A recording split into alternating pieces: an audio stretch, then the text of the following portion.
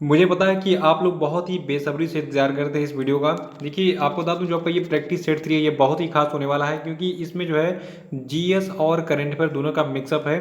Total 45 प्रश्न आज मैंने सेलेक्ट किए हैं आपके आगामी एनटीपीसी और जो आपका रेलवे ग्रुप डी का एग्जाम है उसके लिए। देखिए, ये सभी प्रश्न रिपीटेड हैं और जो करंट अफेयर के प्रश्न हैं बिल्कुल ऐसे ही प्रश्न एग्जाम में पूछे जाते हैं रेलवे के। तो शुरू से लास्ट तक वीडियो में बने रहिए और सभी प्रश्नों का उत्तर जो है कमेंट बॉक्स में बताते रहिएगा। तो चलिए शुरू करते हैं इस वीडियो को। लेकिन इससे पहले बता दूं, अगर आप इस चैनल पर नए हैं तो चैनल को भी सब्सक्राइब जरूर कर लीजिएगा। साथ में जो बेल आइकन है उसको प्रेस करके वीडियो को लाइक और शेयर भी कर दीजिएगा। और देखिए, जिन लोगों ने टेलीग्राम चैनल को ज्वाइन नहीं किया, टेलीग्राम चैनल को जरूर ज्वाइन कर लें क्योंकि यहाँ पे आपको पीडीएफ और जो आपकी जीएस और करंट अफेयर की वीडियोस हैं उनकी लिंक वगैरह मिलती रहती है। तो इसको ज्वाइन करना बहुत ही जरूरी है। तो चलिए स्टार्ट करते हैं इस वीडियो को। देखिए, पहला प्रश्न है कि ईस्ट इंडिया कंपनी ने किस वर्ष बॉम्बे को पुर्तगालियों से प्राप्त किया था? इसका आंसर बताइए कमेंट बॉक्स में। देखिए, ईस्ट इंडिया कंपनी जो है इसने पुर्तगालियों से बॉम्बे को यानी कि बम्बई को प्राप्त किया था 1668 में। और देखिए, भारत में कोई भी ऐसा एग्जाम नहीं बचा है जिसमें ये प्रश्न ना पूछा गया हो। तो फिर से सुनिए। देखिए, जब कि ईस्ट इंडिया कंपनी थी, इसने जो है वर्ष 1668 में बॉम्बे को पुर्तगालियों से प्राप्त किया था। और दूसरा प्रश्न है कि गुलामगिरी के लेखक कौन है? देखिए, पुस्तक है गुलामगिरी, ठीक है। तो इसके राइटर का क्या नाम है? यहाँ पे 4 ऑप्शन दिए गए हैं, आंसर बताइए। देखिए, गुलामगिरी के लेखक हैं ज्योतिबा फुले जी। देखिए, ज्योतिबा फुले जो है ये भारत के बहुत ही महान समाज सुधारक थे और इन्होंने जो है गुलामगिरी के अलावा कुछ और भी लेख लिखे थे, जिनमें से प्रमुख जो आपके हैं मैं उसके नाम बता देता हूँ। देखिए, ज्योतिबा फुले ने लिखा था ब्राह्मणों की चालाकी, गुलामगिरी, किसान का कोड़ा, सत्य शोधक समाज के लिए, मंगल गाथा और पूजा विधि और सार्वजनिक सत्यधर्म, ठीक है। तो ये सभी लेख किसके हैं? ज्योतिबा फुले जी के हैं। और तीसरा प्रश्न है कि रविंद्रनाथ टैगोर को नाइटहुड की उपाधि जो है ये किस वर्ष दी गई थी? आंसर बताइए। देखिए, जो कि रविंद्रनाथ टैगोर थे इनको 1915 में नाइटहुड की उपाधि दी गई थी। देखिए, रविंद्रनाथ टैगोर को ब्रिटिश सरकार ने 1915 ईस्वी में नाइटहुड की उपाधि से सम्मानित किया था और 13 अप्रैल 1919 को जब जलियांवाला बाग हत्याकांड हुआ था, ठीक है, तो इस घटना से दुखी होकर जो आपके रविंद्रनाथ टैगोर हैं उन्होंने कहा था कि भाई जाइए, हम आपकी नाइटहुड की जो उपाधि है ये आपको हम वापस करते हैं। और इस प्रश्न पे मतलब लगभग जो आपका जलियांवाला बाग हत्याकांड हुआ था, ठीक है, तो इस पे जो है हम पिछले वीडियोस में चर्चा कर चुके हैं। देखिए, पार्ट 1 और पार्ट 2 जिन्होंने नहीं देखा है वो उसको देख लेंगे और उसकी पीडीएफ भी डाउनलोड करके उसको जो है पढ़ लेंगे, ठीक है। तो हम बात कर रहे हैं रविंद्रनाथ टैगोर की। इनको 1915 में ब्रिटिश सरकार ने नाइटहुड की उपाधि दी थी और इन्होंने इसको जो है 1919 में वापस लौटा दिया था जलियांवाला बाग हत्याकांड से की घटना से जो है दुखी होकर। चौथा प्रश्न है कि स्वतंत्रता के समय भारतीय राष्ट्रीय कांग्रेस के अध्यक्ष कौन थे? देखिए, ये प्रश्न सबसे अधिक रेलवे में पूछा गया है। देखिए, स्वतंत्रता के समय जो भारतीय राष्ट्रीय कांग्रेस के अध्यक्ष थे इनका नाम था जेबी कृपलानी, ठीक है। देखिए, जेबी कृपलानी का पूरा नाम है जीवंत राम भगवान दास कृपलानी। मैक्सिमम वैसे आपको एग्जाम में पेपर में जेबी कृपलानी लिखा मिलेगा, लेकिन कभी कभी एग्जामिनर कंफ्यूज करने के लिए ये पूरा नाम उनका देता है जीवंत राम भगवान दास कृपलानी। याद रखिएगा कि स्वतंत्रता के समय भारतीय राष्ट्रीय कांग्रेस के अध्यक्ष कौन थे? जेबी कृपलानी जी थे। और पांचवा प्रश्न है कि 1857 की क्रांति के दौरान भारत का गवर्नर जनरल कौन था? उत्तर बताइए। देखिए, 1857 की क्रांति के दौरान जो भारत का गवर्नर जनरल था इसका नाम था लॉर्ड कैनिंग। ये प्रश्न भी बहुत बार रिपीट हो चुका है। और छठा प्रश्न हमारा करेंट अफेयर का है। हाल ही में किस संस्था की इमारत को यूरोपीय 2020 US green building council leadership award दिया गया है? तो जल्दी से आंसर बताइए इसका। देखिए, ये संस्था आपकी है अंतर्राष्ट्रीय ओलंपिक समिति, ठीक है। अंतर्राष्ट्रीय ओलंपिक समिति की जो इमारत है इसको यूरोपीय 2020 US green building council leadership award से हाल ही में सम्मानित किया गया था। देखिए, ऐसे ही प्रश्न एग्जाम में पूछे जाते हैं हूबहू। तो जितने भी प्रश्न मैं आपको दे रहा हूँ बहुत ही सेलेक्टिव हैं, इनको नोट भी करते रहिएगा। सातवां प्रश्न है कि global real estate transparency index में भारत को कौन सा स्थान मिला है? तो देखिए, आपका global real estate transparency index है इसमें भारत को मिला है 34वां स्थान। और देखिए, इस global real estate transparency index में जो है यूनाइटेड किंगडम को पहला स्थान मिला है, संयुक्त राज्य अमेरिका को दूसरा और ऑस्ट्रेलिया को तीसरा, फ्रांस को चौथा, कनाडा को पाँचवां, न्यूजीलैंड को छठा, नीदरलैंड को सातवां, आयरलैंड को आठवां, स्वीडन को नौवां और जर्मनी को 10वां तथा भारत को जो है 34वां स्थान प्राप्त हुआ है। तो अब आपको मतलब आपके सामने पूरी लिस्ट मैंने बताई दी, मतलब टॉप 10 की रैंकिंग और भारत की रैंकिंग। देखिए एग्जाम के लिए इंपॉर्टेंट क्या है, एग्जाम में यही पूछा जाएगा कि global real estate transparency index में भारत को कौन सा स्थान मिला, तो भारत को 34वें स्थान पर रखा गया इसमें। और इसमें पहले स्थान पर है यूनाइटेड किंगडम, दूसरे स्थान पर संयुक्त राज्य अमेरिका और तीसरे स्थान पर ऑस्ट्रेलिया। ठीक है, तो टॉप 3 और भारत की रैंकिंग याद रखिएगा। 8वां प्रश्न है कि हाल ही में किस देश ने भारत को अपाचे और चिनूक हेलीकॉप्टरों की डिलीवरी पूरी की है, उत्तर बताइए। देखिए डिफेंस से रिलेटेड जितने भी क्वेश्चन है वो बहुत इंपॉर्टेंट है, और जो सेलेक्टिव क्वेश्चन मैं आपको दे रहा हूँ ये भी तो और भी इंपॉर्टेंट है आपकी आगामी परीक्षा के लिए। देखिए जो आपका अमेरिका है, तो अमेरिका से अभी हाल ही में भारत को जो है चिनूक और जो आपका अपाचे हेलीकॉप्टर था, ठीक है, तो चिनूक और अपाचे दोनों की डिलीवरी मिली है। यानी कि भारत ने अमेरिका से चिनूक और अपाचे हेलीकॉप्टरों की जो है जो खेप है उसको प्राप्त कर ली है। 9वां प्रश्न है भारतीय अंतरिक्ष अनुसंधान संगठन यानी कि इसरो के द्वारा किस देश के एमोजोनिया 1 उपग्रह को लॉन्च किया जाएगा, आंसर बताइए। देखिए जो भारत का इंडियन स्पेस रिसर्च ऑर्गेनाइजेशन यानी कि भारतीय अंतरिक्ष अनुसंधान संगठन है जिसको हम इसरो कहते हैं, तो ये जो है ब्राजील के एमेजोनिया 1 उपग्रह को लॉन्च करेगा। देखिए जो आपका एमेजोनिया 1 है ये जो है ब्राजील का एक पृथ्वी अवलोकन वाला उपग्रह है, ठीक है। और 10वां प्रश्न है कि किस राज्य के नादौन पुलिस थाने को देश के सर्वश्रेष्ठ पुलिस थाने का दर्जा दिया गया। देखिए मैं इसकी जो है 1000% गारंटी ले सकता हूँ, ये प्रश्न आपको रेलवे एनटीपीसी और ग्रुप डी में छपा हुआ मिलेगा। देखिए आपको बता दूं जो आपका नादौन पुलिस थाना है ये आपका स्थित है हिमाचल प्रदेश राज्य में, ठीक है। तो हिमाचल प्रदेश राज्य का जो नादौन पुलिस थाना है इसको जो है भारत के सर्वश्रेष्ठ पुलिस थाने का दर्जा दिया गया भारत के गृह मंत्रालय के द्वारा। 11वां प्रश्न है कि विश्व जनसंख्या दिवस किस तिथि को मनाया गया, आंसर बताइए जल्दी से। देखिए जो आपका विश्व जनसंख्या दिवस है ये 11 जुलाई को मनाया गया है। और आपको बता दूं इस वर्ष 2020 में जो आपका विश्व जनसंख्या दिवस है इसकी थीम रही पुटिंग द ब्रेक्स ऑन कोविड-19 safeguarding the health and rights of women and girls, ठीक है। तो इस वर्ष के विश्व जनसंख्या दिवस 2020 की थीम आपको याद रखनी है, इसको नोट कर लीजिएगा, ये एग्जाम में पूछा जाएगा। 12वां प्रश्न है कि बंगाल का अंतिम स्वतंत्र नवाब किसे मनाता है, उत्तर बताइए, देखते हैं कितने लोग सही बता पाते हैं। देखिए बंगाल का अंतिम स्वतंत्र नवाब माना जाता है नवाब सिराजुद्दौला को, ठीक है। और 13वां प्रश्न है कि स्वतंत्रता के पहले भारत के किस राज्य में प्राथमिक शिक्षा अनिवार्य थी। देखिए स्वतंत्रता से पहले भारत का जो बड़ौदा राज्य का था, ठीक है, तो बड़ौदा राज्य में प्राथमिक शिक्षा यानी कि प्राइमरी एजुकेशन जो है ये अनिवार्य था सभी के लिए। देखिए जो आपका बड़ौदा रियासत था इसमें 1906 में प्राथमिक शिक्षा को अनिवार्य बनाने के लिए एक कानून पारित किया गया था, ठीक है। और 14वां प्रश्न है कि भारत का राष्ट्रगान पहली बार कब गाया गया था, इसका उत्तर बताइए। ये चीज़ आपको पता होनी चाहिए, ये एग्जाम में बार बार पूछा जाता है। देखिए जो भारत का राष्ट्रगान है ये पहली बार 1911 के कांग्रेस के कलकत्ता अधिवेशन में गाया गया था, ये चीज़ आपको पता होनी चाहिए, इसको नोट कर लीजिए। याद रखिएगा कि 1911 का जो कांग्रेस का कलकत्ता अधिवेशन हुआ था, ठीक है, कलकत्ता में अधिवेशन हुआ था, वहाँ पर जो भारत का राष्ट्रगान है ये पहली बार गाया गया था। 15वां प्रश्न है कि प्लासी की लड़ाई का स्थान जो है ये प्लासी वर्तमान में किस राज्य में स्थित है। देखिए जो आपका प्लासी नामक स्थान है ये स्थित है आपका पश्चिम बंगाल में, ठीक है, तो पश्चिम बंगाल में स्थित है प्लासी और यहीं पर प्लासी का युद्ध हुआ था। 16वां प्रश्न है कि प्रसिद्ध विद्यासागर सेतु किस शहर में स्थित है, उत्तर बताइए। देखिए जो आपका विद्यासागर सेतु है ये कलकत्ता में स्थित है। देखिए जो आपका विद्यासागर सेतु है इसको जो है मतलब हुगली सेतु के नाम से भी जाना जाता है, इसका दूसरा नाम हुगली सेतु है। और इस सेतु का नाम समाज सुधारक ईश्वर चंद्र विद्यासागर के नाम पर जो है विद्यासागर सेतु रखा गया है। और 17वां प्रश्न है कि वेदों की ओर लौटो का नारा किसने दिया था, इसका उत्तर बताइए।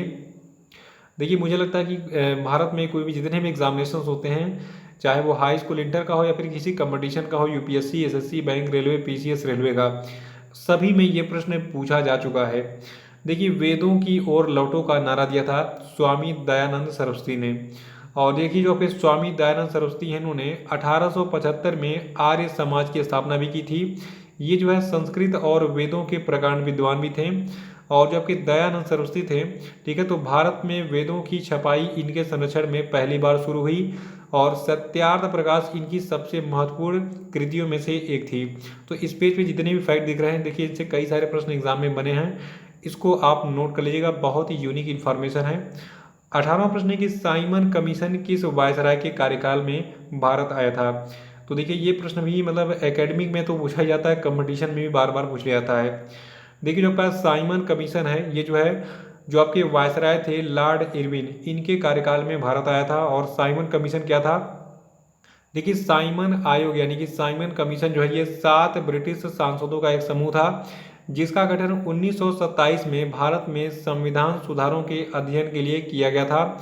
और इसका मुख्य कार्य ये था कि जो आपका मॉन्टेग्यू चेम्सफोर्ड सुधार है, तो इसकी जांच करना, और इसे साइमन आयोग यानी कि साइमन कमीशन जो है, जो इसके अध्यक्ष थे सर जॉन साइमन, इसके नाम पर रखा गया था। ठीक है, तो अगर एग्जाम में ये प्रश्न और बने कि साइमन कमीशन जो है इसका नाम साइमन कमीशन क्यों रखा गया, तो देखिए जो साइमन कमीशन के अध्यक्ष थे इनका नाम था सर जॉन साइमन, इन्हीं के नाम पर इसको साइमन कमीशन नाम दिया गया था।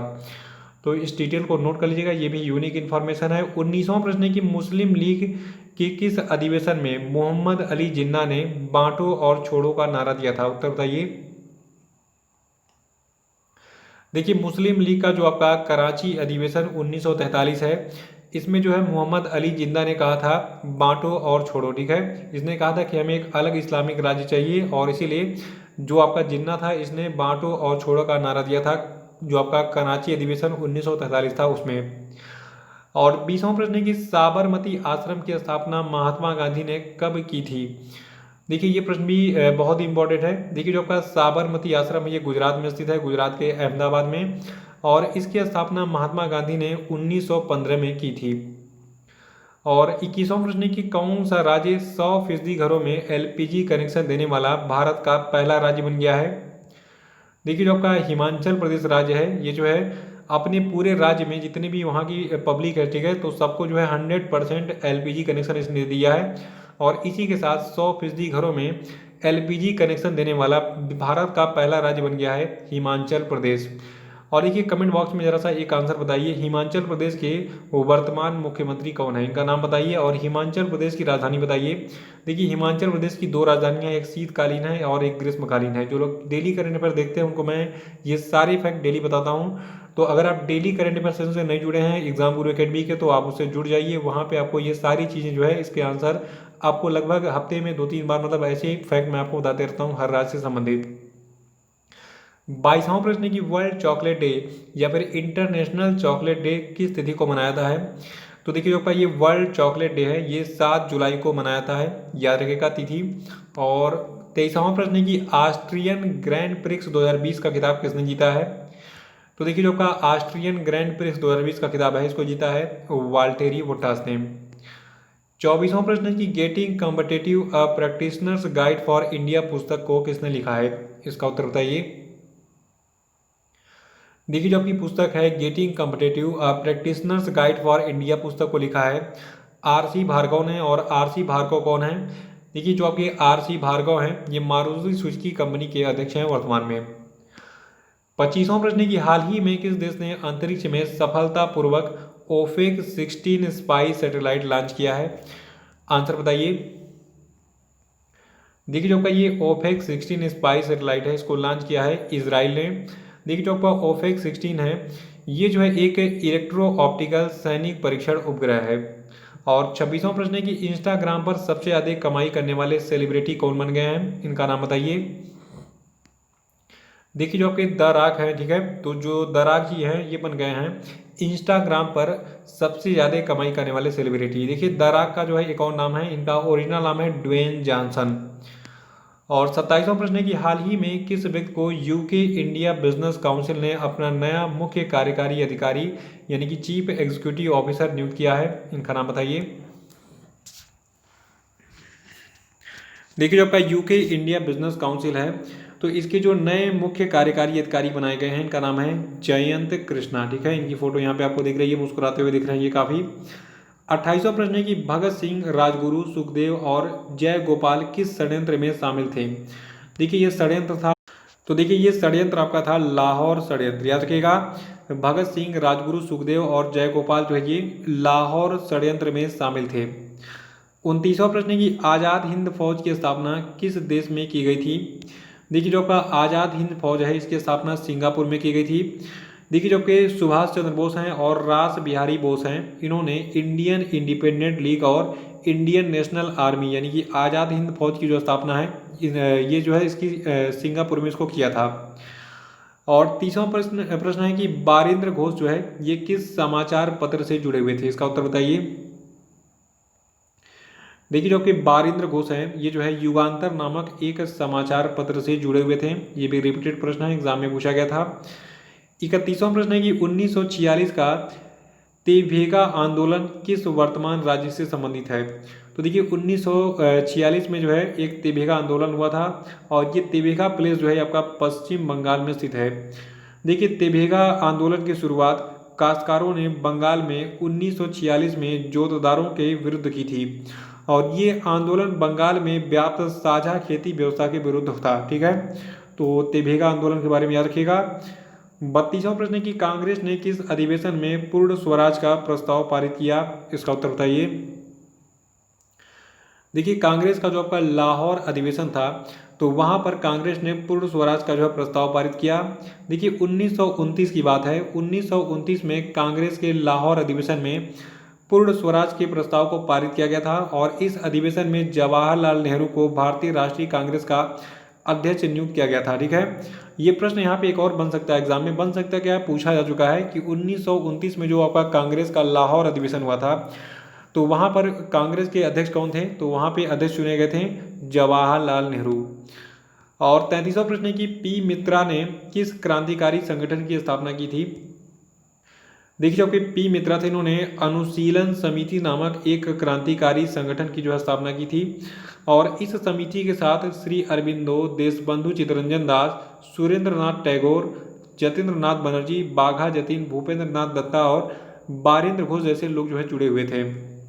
तो डिटेल्स याद रखिएगा कि जो आपका ये अनुशीलन समिति था इससे कौन कौन जुड़ा हुआ था और इस संगठन की स्थापना किसने की थी, पी मित्रा ने। ठीक है, अनुशीलन समिति की स्थापना किसने की थी, पी मित्रा जी ने।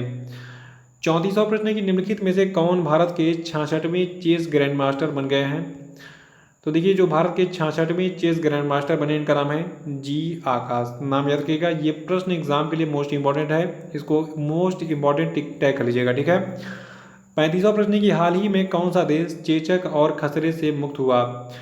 इन दोनों देशों का नाम बताइए। देखिए मैंने पहले ही आपको बता दिया दो देश, तो इसका आंसर होगा आपका मालदीव और श्रीलंका। ठीक है, अभी हाल ही में विश्व स्वास्थ्य संगठन ने जो आपका मालदीव देश है और श्रीलंका है इन दोनों को जो है चेचक और खसरे इन दोनों रोगों से मुक्त घोषित किया।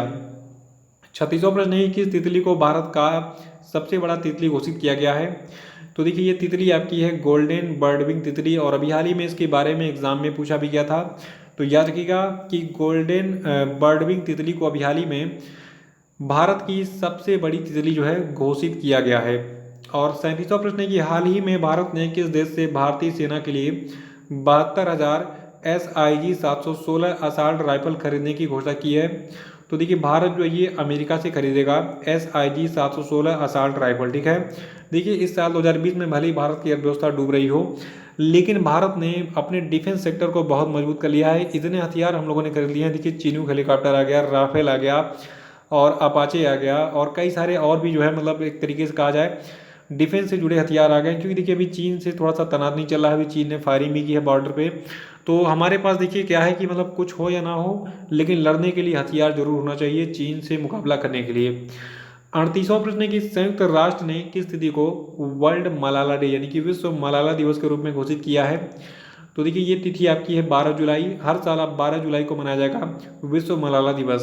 देखिए मलाला कौन है, देखिए मलाला की फोटो यहाँ पे आपको दिख रही है, ये एक पाकिस्तानी सामाजिक कार्यकर्ता है। ठीक है, तो इन्हीं के नाम पर संयुक्त राष्ट्र ने कहा कि अब जो है हम हर साल 12 जुलाई को मनाएंगे विश्व मलाला दिवस के रूप में। 39वां प्रश्न है कि हाल ही में किस राज्य के जाने माने कार्टूनिस्ट आवाद बिन हसन जामी का निधन हो गया। तो देखिए जो कि आवाद बिन हसन जामी थे ये जो है गुजरात में निवास करते थे। ये जो है गुजरात के एक जाने माने कार्टूनिस्ट थे। ठीक है, और 40वां प्रश्न है कि स्टाइरिन ग्रैंड प्रिक्स 2020 रेस को किसने जीता है। देखिए ये जो आपका स्टाइरिन ग्रैंड प्रिक्स रेस है एक फार्मूला 1 रेस है और इसको जीता है लुइस हैमिल्टन ने। याद रखिएगा, स्टाइरिन ग्रैंड प्रिक्स 2020 रेस के विजेता कौन है? लुइस हैमिल्टन है, जो कि मर्सिडीज के ड्राइवर हैं। 41वां प्रश्न है कि हाल ही में चर्चा में रहे किस देश में स्थित हागिया सोफिया संग्रहालय को वहां की सुप्रीम कोर्ट ने मस्जिद में बदलने का फैसला सुनाया है? इसका उत्तर बताइए। देखिए, ये देश आपका तुर्की है। तुर्की में स्थित है आपका हागिया सोफिया संग्रहालय। देखिए, दरअसल जो आपका ये हागिया सोफिया संग्रहालय है, ये पहले एक चर्च हुआ करता था, बाद में फिर इसको एक संग्रहालय में बदला गया, फिर मस्जिद में बदला गया। मतलब ये बार बार कन्वर्ट होते रहा। आप ठीक है, चर्च से मस्जिद, मस्जिद से संग्रहालय, और फिर संग्रहालय के बाद फिर अब जो है ये फिर मस्जिद में बदलने जा रहा है। 42वां प्रश्न है कि दादा साहब फाल्के पुरस्कार 2020 किसे दिया गया? देखिए, ये प्रश्न भी आपको एनटीपीसी और ग्रुप डी के सभी जितने भी मतलब शिफ्ट में एग्जाम होंगे सभी पेपर में छपा हुआ मिलेगा। देखिए, जो आपका दादा साहब फाल्के पुरस्कार 2020 है, ये जो है केजंग डी थोंगडो को दिया जाएगा। ठीक है, दिया जाएगा क्या? दिया जा चुका है। तो दादा साहब फाल्के पुरस्कार 2020 के विनर कौन है? केजंग डी थोंगडो। 43वां प्रश्न की हाल ही में किस संस्था के द्वारा निर्मित भारत नामक एक जो ड्रोन था, इसको भारतीय सेना में शामिल किया गया है? तो देखिए, भारत नामक इस ड्रोन को विकसित किया है defence research and development organisation यानी कि डीआरडीओ ने, और इसको इंडियन आर्मी ने जो है शामिल कर लिया है सीमा पर निगरानी के लिए। और 44वां प्रश्न है कि एनिमेशन मास्टर समिट 2020 डिजिटल संस्करण के तहत टूनज मीडिया ग्रुप द्वारा शुरू किए गए लीजेंड ऑफ एनिमेशन पुरस्कार के लिए किसे चुना गया है? तो देखिए, इस लीजेंड ऑफ एनिमेशन पुरस्कार 2020 के लिए चुना गया है अर्नब चौधरी को। और आखिरी प्रश्न है कि किस पर्यावरण कार्यकर्ता को मानवता के लिए गुलबेंकियन पुरस्कार के लिए चुना गया है? इनका नाम बताइए। अगर ये प्रश्न जो है इसका उत्तर नहीं बता पाते हैं तो समझ लीजिए आपकी तैयारी अधूरी है। तो आइए इस तैयारी को पूरी कर लीजिए। देखिए, जो आपका ये गुलबेंकियन पुरस्कार है, ये दिया जाएगा ग्रेटा थनबर्ग को। ठीक है, याद रखिएगा कि जो आपकी पर्यावरण कार्यकर्ता है ग्रेटा थनबर्ग, इनको जो है जो आपका गुलबेंकियन पुरस्कार 2020 है, इससे जो है इनको सम्मानित किया गया है हाल ही में। तो ये थे आपके 45 प्रश्न। अपना स्कोर जल्दी से बता दीजिए कि 45 में से कितने प्रश्न आपने सही किए हैं। अगर आपके एक भी प्रश्न मिस्टेक होता है मतलब आपसे, तो आप इस वीडियो को एक बार फिर से देख के रिवाइज कर डालिए, क्योंकि देखिए, सुनने के बाद और देखने के बाद यानी कि जो ऑडियो विजुअल होता है वो दिमाग में बहुत जल्दी सेट होता है। खाली पीडीएफ डाउनलोड करके मोबाइल में रख लेने से नॉलेज नहीं हो जाएगा, और किताबें खरीद के अलमारी में रख लेने से उन किताबों में लिखी हुई चीज़ें जो है आपके दिमाग में समाहित नहीं हो पाएंगी। इसके लिए आपको जो है सुनना और पढ़ना और देखना पड़ेगा। तो इस वीडियो को एक बार फिर से रिवाइज कर डालिएगा देखकर। ठीक है, और ये वीडियो कैसा लगा कमेंट बॉक्स में जरूर बताइएगा, और इसको लाइक जरूर कर दीजिएगा। जितना ही लाइक करेंगे मुझे अच्छा लगेगा, और भी अच्छा कंटेंट मैं आपको देने का प्रयास करूँगा। तो मैक्सिमम जितने भी हो सके मतलब हर व्यक्ति को लाइक करना है, और इसको अधिक से अधिक शेयर कीजिए ताकि संख्या बढ़े, पढ़ाने में मुझे मज़ा आए। देखिए, जब टीचर को मज़ा तब आता है पढ़ाने में जब उसको स्टूडेंट ज़्यादा मिलते हैं। तो अधिक से अधिक इसको शेयर कीजिए ताकि और भी स्टूडेंट इससे जुड़ें, और मैं मतलब थोड़ा सा पढ़ाने में और मुझे मज़ा आए। ठीक है, जो लोग हैं वो चैनल को सब्सक्राइब कर लेंगे, साथ में जो बेल आइकन है उसको भी प्रेस कर देंगे, ताकि मेरा जो अगला वीडियो आने वाला है उसका अपडेट आपको ऑटोमेटिक और सबसे पहले मिल जाए। तो इसी के साथ जय हिंद, जय भारत।